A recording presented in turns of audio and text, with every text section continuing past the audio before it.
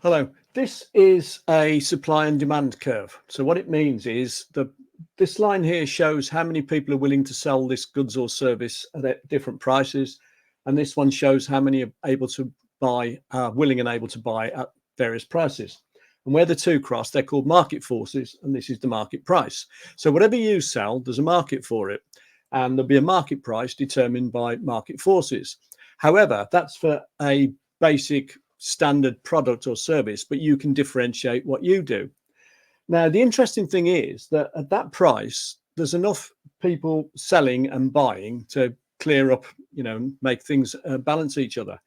But what it ignores is the fact that up here, there are people who would have paid more for this item, this good, this service, but they haven't had to because that's the price. So it also means that if you had an offering that appeals to them, you could actually charge them more and get them to pay you more. And you can do that by having things like a cross sell, which is where you sell an extra product at the point of sale, an upsell where you sell larger quantities or amounts, or a membership scheme, for instance, if you're a service. You can have bundling in extra value. So you could have like free desserts if you're a restaurant, or free bottle of wine if you order a meal above a certain amount or come on a certain day. And you can also have differential pricing. So you can charge different prices for different things, different levels of service, gold, silver, bronze. You can even do what the airlines do. So you charge more for a window seat compared to a middle seat, for example. So there's lots of ways you can do this. But these four things, cross-sell, upsell, bundling, and differential pricing, the idea behind them is to get your average price up. So you haven't got to announce a price increase to your customers. You haven't actually put your headline price up, but you're increasing your average price.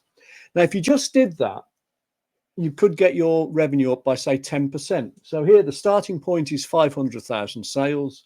We'll increase it by 10% to 550,000 because we do these things and we tap into this. It's called consumer surplus. These people willing to pay more. And that's fine. And what that will tend to do is, because you're increasing your average price, you'll increase your gross margin. The gross margin is how much profit you make on every unit you sell, whether it's a good or service. Your overheads, they're your other costs. They're things like rent, rates, wages, salaries, etc.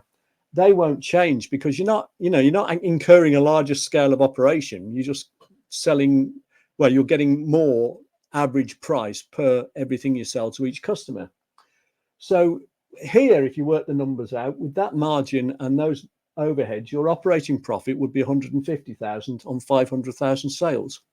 If you can increase your revenue by 10% through these higher average prices, and you can increase your margin by doing that, which you will automatically, it would automatically go from 60 to about 64%.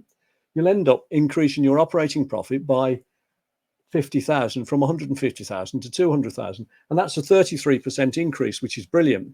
However, you'll probably get more than that by doing these things, because what you'll also find is people will buy from you more often because you're giving them more of what they want. You're targeting them rather than selling something that's bog standard. So they're not going to go and buy off other people. They'll buy from you.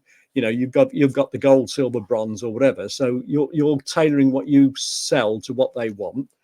So the odds are they'll buy more often, and in general, that's what will happen. And also, they'll probably stay with you longer and be more loyal and be more prone to buy from you than your competitors, because, again, you're differentiating yourself and you're giving them more of what they want.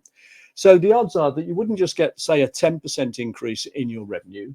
You might get more. So let's say it's 20%. So if that was what happened, then with the same numbers and the same margin, because this won't increase your margin, because all you're doing is you're selling more frequently and to more people who stick with you.